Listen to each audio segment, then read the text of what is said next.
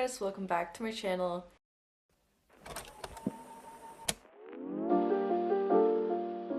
In today's video, I will be showing you guys my all-time favorite reads. As I've talked about, it's been a while since I've had a 5-star read. Let's just say last week, I found a 6-star read. It was incredible. But I'm gonna show you guys that book a little later in the video. I don't really give that many 5 stars out, to be honest. I used to do that quite a lot, but honestly, I don't even remember what some of those books are about. So they probably weren't 5 stars. I don't know. Maybe I've just gotten picky. Also, by the way, I don't know if you can tell, but these pictures are falling down, but I'm gonna take them down and I'm gonna get another bookshelf because these are almost filled. So one of my favorite books, probably my favorite book or trilogy on the entire planet, is The Cruel Prince or The Folk of the Air trilogy. Now, as you probably can tell, this is a Danish version, so that's why the title is in Danish. Because I read these books when I first started reading, and I started off reading Danish, but this is the first book in the trilogy, and you'll probably all know this book, but if you don't, it's about this human girl who has 2 sisters, and their parents get killed by a fae. He kidnapped the girls and took them to Elfham, which is part of the fairyland, I guess, because her sister is half fae, and the man who kidnapped them, her sister's father. So, and take my hair down. Should we take the hair down? I just think that it looks, I don't think it's going to be pretty, guys. I just feel like I look a little too librarian right now. Now, the fae folk don't really like humans. Most of them think they're very weak and don't think they're as good as the fae folk. And some of the faes actually use humans as slaves. It's not the best to be a human, but they're kind of protected because, you know, of their dad. But yeah, so basically it's about this girl who just wants to prove herself, prove that, you know, even though she's a human, she's still strong, she can still do like great things. She's just tired of the bullying. I found that a lot of people are very disappointed with this book. They often like the second and the third one a lot more if people even decide to continue the series. And I think it's because this is, first of all, set as enemies to lovers, which it is. It's very fantasy heavy, and then there's like a mini subplot. Like, it's so small. It's really small. It's mostly like faint comments that people, you know, are making into a subplot. I mean, it is a subplot and it is there. I love our couple in these books, but the second reason why I think a lot of people don't like this is because a lot of people thought the first one was kind of cringe, and I think people thought it was like, not cringe, but it seemed like a high school bully something set in a fairyland.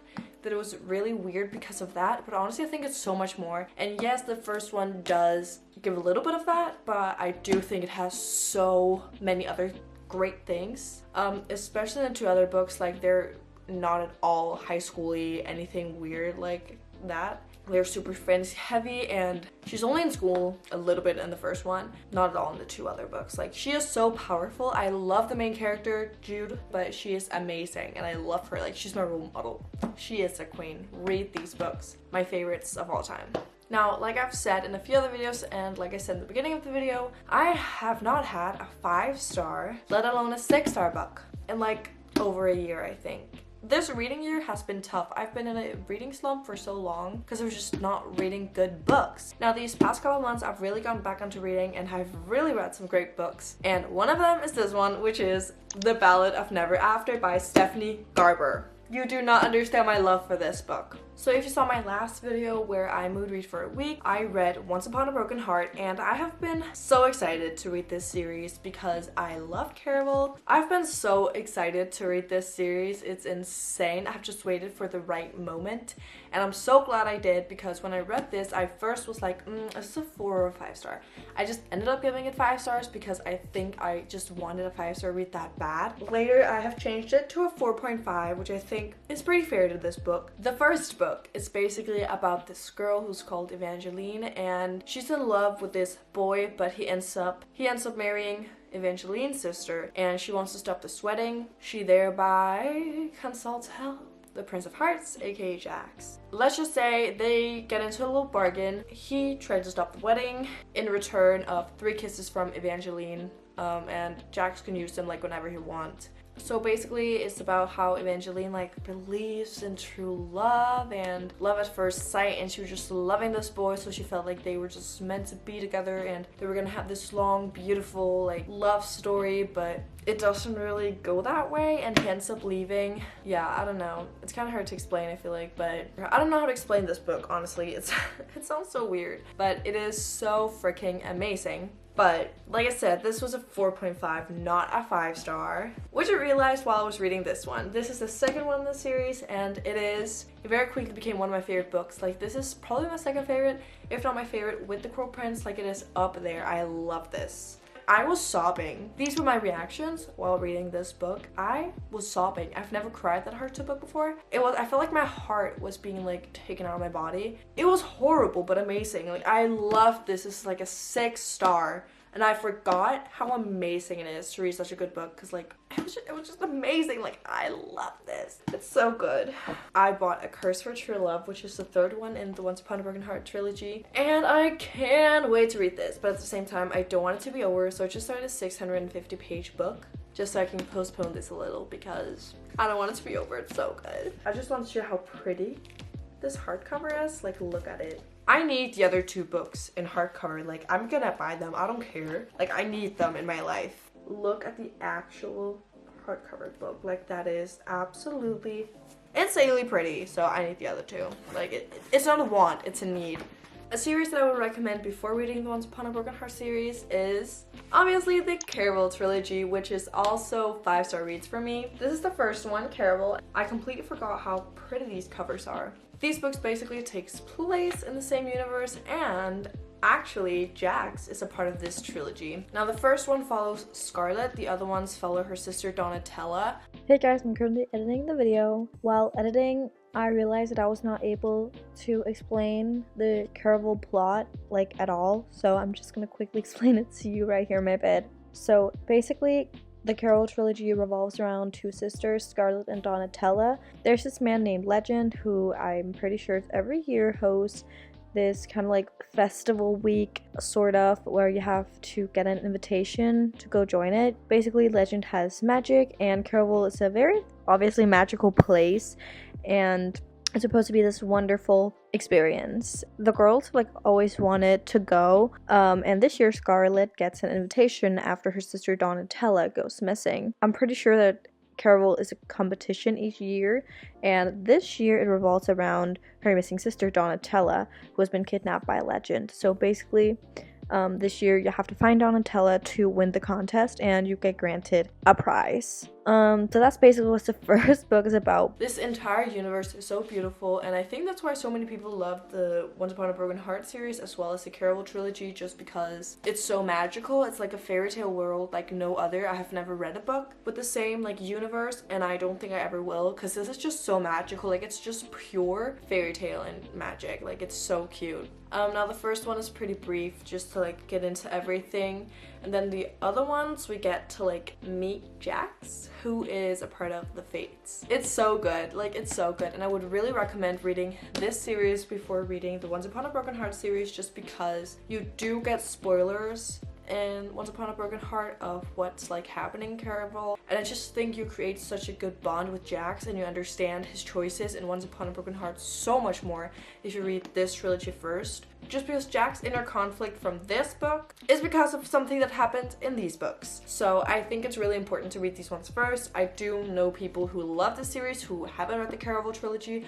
I also know people who haven't read the Caraval trilogy and didn't understand a single thing of this book. You just have to read this first. I feel like it will make you love these books so much more if you've read the Caraval trilogy first. But both of these series by Stephanie Garber are literally amazing. Obviously, I had to show you guys the Shatter Me series. This is an all-time faves for everyone. It has been quite a while since I've read this series, so I am thinking about rereading it, but I don't know, because it is quite a long series. I don't know, should I do it? Should I not? Should I do a reading vlog of me rereading this entire series? But if you do not know this book, first of all, where the hell have you been? Or else, welcome to BookTube, because this is obviously the first time you're here. This follows this girl called Juliet, and let me just tell you, this series progresses so much from the first book to the last one, so so much is happening in this series.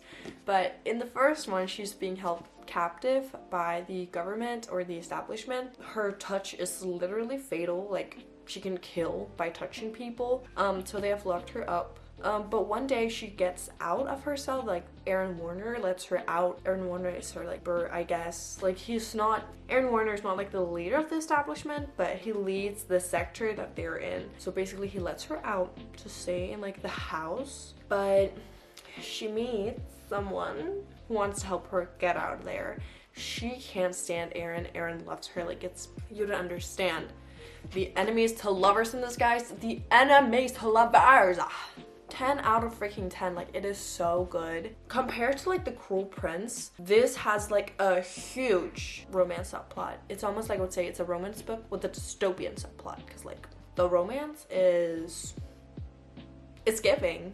No, but honestly, it is so good. Also, because it is so fast-paced. It is, I'm pretty sure it's YA, but like, it's so fast-paced. Something's happening literally all the time. Like, you're not bored while reading this. It just has such great characters, and like, the plot is just amazing. Especially the last 3 books that Tehari wrote, because it did originally end with Ignite Me, the 3rd book. She decided to make 3 more, and they really thickened out the plot and answered a lot of the questions that people were left with. And honestly, let me just say, everything you know about the series, you don't know anything. Like, honestly, it is so good, and I really think you guys should read it. If you're getting into reading, this will definitely hook you, because something's happening all the time and you're never bored reading these books. So I really recommend. This book is also an oldie that also was one of the first books I read, I'm pretty sure, but it is If We Were Villains by M.L. Rio. This is not like my favorite book of all time, but I did give this a 5-star, and I did really, really love it just because it is so original. I've never read anything like it, and I don't think I ever will. This book is about Oliver and his group of friends, and they're all going to this very prestigious like theater school. Basically, they're only like playing plays from Shakespeare. They're going through this one play, and nobody really got the roles that they thought they would, and it created like a bunch of problems like within the friend group. And let's just say one of the friends dies.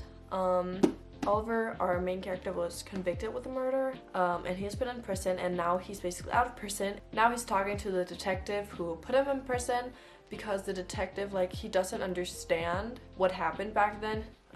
Like he want to know the full and the right story. So basically, we're getting the story told here in this one, what actually happened. And it's super interesting. It's just a plot that I haven't seen in other books. It might be similar to some, but I've never read anything like this. I will say it was a little confusing sometimes, because, you know, they do play Shakespeare plays, which means they also quote Shakespeare all the freaking time. I mean, I have gotten better at it, but like poetry stuff that like Shakespeare wrote and all that, like, I do not understand a single thing. Like, I would not understand, so it was a little difficult. Overall, the plot was so good and so original that I just loved it. Also, because I'm a retired theater kid, so it was just so fun reading about this. So I'm pretty sure that those were like some of my all-time favorite books, and I can recommend you guys all of them. They are all so good. I know this was very fantasy heavy, but I'm just like more of a fantasy reader, but fantasy has just always been in my heart. So thank you so much for watching this video. Please comment your favorite book out there. I would love to know which books you guys love to read. And if you enjoyed the video, don't forget to give it a like. Please subscribe to my channel. It would make me so happy. And yeah, I hope you'll have an amazing day. See you guys.